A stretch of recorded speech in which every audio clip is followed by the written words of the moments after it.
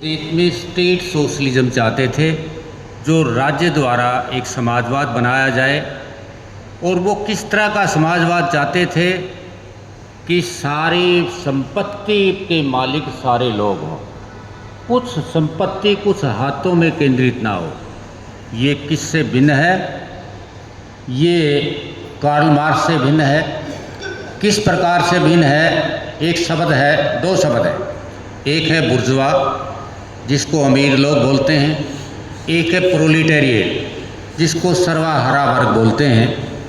वो मार्क्स चाहते हैं कि हम सर्वाहारा वर्ग की क्रांति हो और उन्हीं का देश के संसाधनों पर कब्जा हो, लेकिन बाबा साहब इसके विपरीत सबका कब्जा चाहते थे।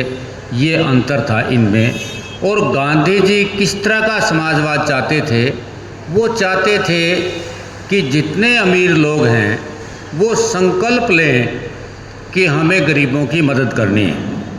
संपत्ति अपने घर में रखें, उसको बांटें या ना बांटें, लेकिन एक संकल्प लें कि वो क्या इस प्रकार संभव है कोई अपनी संपत्ति को गरीब लोगों में बांट सकता है।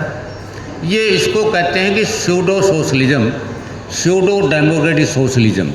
ये लेकिन बाबा साहब का जो समाजवाद था वो असली मायने में सही समाजवाद था, जिसकी मैं आगे चर्चा करूंगा। आपको मालूम है बाबा साहब बहुमुखी प्रतिभा के स्वामी थे। उन्होंने बीए से लेकर के पीएचडी तक अर्थशास्त्र की पढ़ाई की। उन्होंने पहली किताब लिखी, क्या लिखी? रुपए की समस्या, प्रॉब्लम ऑफ रुपीज। दूसरी किताब लिखी ईस्ट इंडिया कंपनी का प्रशासन और वित्त। पुराने समय में इस देश में वाणिज्य कैसे होता था, व्यापार किस प्रकार होता था, इस पर उन्होंने अपने विचार दिए। और पांचवी किताब लिखी है कि मजदूरों की क्या क्या समस्याएं हैं। सातवीं किताब लिखी उन्होंने किसानों की कृषि की क्या समस्याएं हैं।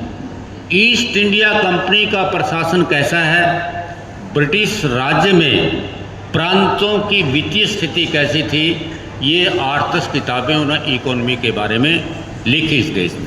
आपको मालूम होगा 1940 में इस देश के गवर्नर जनरल थे, जिनका नाम था लॉर्ड लिलिथगो। उन्होंने एक बात कही थी कि जब हम इस देश को छोड़ के जाएंगे तो जो संविधान बनेगा इस देश का, उस संविधान को जब तक लागू नहीं किया जाएगा, जब तक दलितों, बैकवर्ड क्लासेस के लोगों और माइनॉरिटी के लोगों को सलाह उस पर नहीं ली जाती, अगर वो यस नहीं करेंगे तो वो संविधान लागू नहीं होगा। सरकार ने, ब्रिटिश सरकार ने 1942 में क्रिप्स मिशन भेजा इस देश में। उस क्रिप्स मिशन ने उस प्रपोजल को उल्टा कर दिया जो लॉर्ड लिलिथगो ने कही थी। उसने कहा कि दलित संविधान को माने या ना माने, लेकिन हम अपना यहाँ पे सत्ता भारतीयों को सौंप के जाएंगे। बाबा साहब नहीं माने इस बात के लिए। बाबा साहब ने विरोध किया और मेमोरेंडम दिया। उसमें सबसे बड़ी बात क्या कही बाबा साहब ने, ये सुनने वाली बात है, बहुत कम लोग बताएंगे। उन्होंने कहा,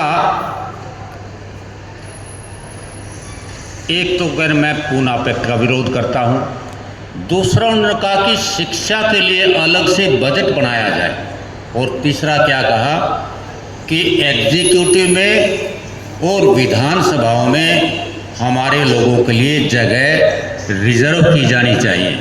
और सबसे बड़ी बात क्या कही उन्होंने, किस देश